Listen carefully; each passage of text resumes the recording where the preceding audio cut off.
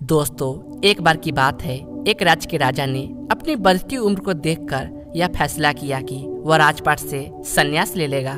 परंतु उसका कोई पुत्र नहीं था जिससे वह जिम्मेदारियों से मुक्त होता। राजा की एक पुत्री थी जिसकी विवाह की योजना भी राजा को ही बनानी थी। इसलिए अपने मंत्रियों को बुलवाया और कहा कि कल प्रातः जो भी व्यक्ति सबसे पहले इस नगर में प्रवेश करेगा उसे यहाँ का राजा नियुक्त किया जाएगा और मेरी पुत्री का विवाह भी उसी के साथ कर दिया जाएगा। उसी नगर के बाहर एक पहाड़ी में एक छोटा सा गांव रहता था। उस गांव में एक बहुत ही मेहनती और ईमानदार मोहन नाम का एक लड़का रहता था, जो कि सारे गांव वालों का प्रिय था। उसे सारे गांव वाले बहुत ही मानते थे, क्योंकि गांव में किसी को कोई भी काम रहता मोहन उन सभी का काम कर देता था। पहाड़ी में बसे उस गांव पर ज्यादा कोई ध्यान नहीं देता था, जिस वजह से उसके गांव की स्थिति ठीक नहीं थी। उस गांव में जब सभी को राजा की घोषणा की पता चली तो सब गांव वाले मिलकर उस लड़के के पास गए और सभी ने उस मोहन से कहने लगे, मोहन, देखा जाए तो हमारा गांव राजा के राज से बिल्कुल नजदीक है तथा अगर तुम चाहो तो सबसे पहले पहुंच सकते हो, क्योंकि राजा ने कल के लिए घोषणा की है, जिस वजह से आनंद फान में बहुत से राज्य से लोग आने की कोशिश करेंगे। फिर भी उन्हें पहुंचने में अत्यधिक समय तो लगेगा ही। हम सारे गांव वालों की मर्जी है कि तुम महल में सबसे पहले जरूर जाओ, जिससे राजा तुम्हें उस राज्य का राजा बना देंगे और हमारे गांव का भी उद्धार हो जाएगा। लेकिन मोहन सोचता है कि मेरे पास तो ढंग के कपड़े भी नहीं हैं और इतना टाइम भी नहीं है कि बाजार जाकर कुछ खरीद ले। यहाँ से कोसों दूर है बाजार, लेकिन उसे गांव वालों की उम्मीद पर खरा उतरना था। उन्हें कभी भी किसी चीज के लिए मना नहीं किया था तथा वह जाने के लिए तैयार हो जाता है। लेकिन वह फैसला करता है कि मैं जाऊंगा तो इन्हीं फटे पुराने कपड़े में, अगर उन्हें स्वीकार हो तो ठीक है, नहीं तो कोई बात नहीं। और वह लड़का सबसे पहले राज पहुंच जाता है। फिर अगले दिन राज के सैनिकों ने फटेहल कपड़े पहने उस लड़के को लेकर आए और राजा अपने घोषणा के अनुसार उसका स्वागत किया और उसका राज अभिषेक किया गया तथा उसे एक राजशाही कपड़े पहनाकर राजा अपने पुत्री का विवाह उस लड़के के साथ कर दिया तथा अपनी पूरी जिम्मेदारियों को सौंपकर वह स्वयं को वन प्रस्थान कर गए। धीरे धीरे समय बीतता गया और उस मोहन ने राज की बागडोर संभाल ली और एक अच्छे राजा की तरह राज की सेवा में लग गया तथा इसी बीच उसने अपने गांव की स्थिति भी सुधरवा दी। आने जाने के लिए पुल और रास्ते भी बनवा दिए और वह लड़का एक गरीब से उस महल का राजा बन गया।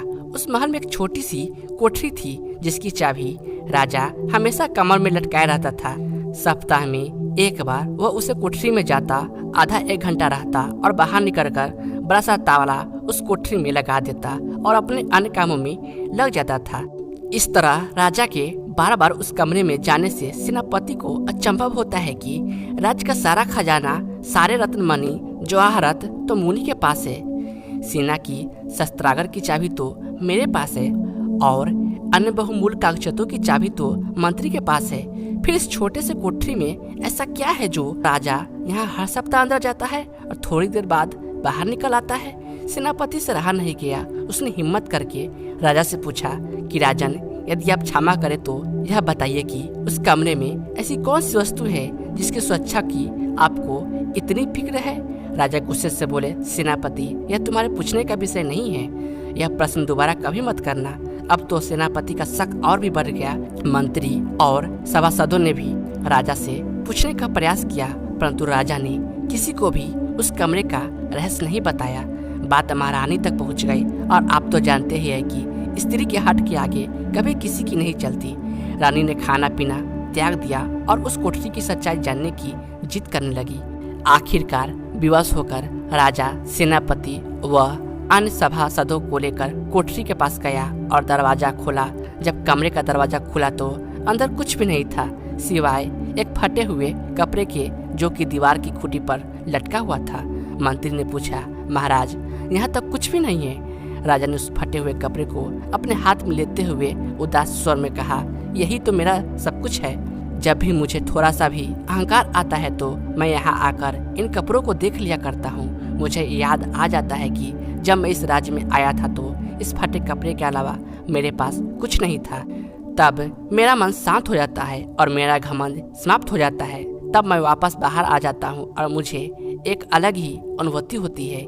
दोस्तों, जीवन में मनुष्य को कभी भी घमंड नहीं करना चाहिए, क्योंकि घमंड आदमी की चेतना, सोचने समझने की शक्ति को नष्ट कर देती है। घमंड में आदमी अपने को श्रेष्ठ और दूसरों को नीचा दिखाने लगता है। वो अपने घमंड के कारण इतना लापरवाह हो जाता है कि उसे न किसी की परवाह होती है और न ही खुद की स्थिति का ज्ञान।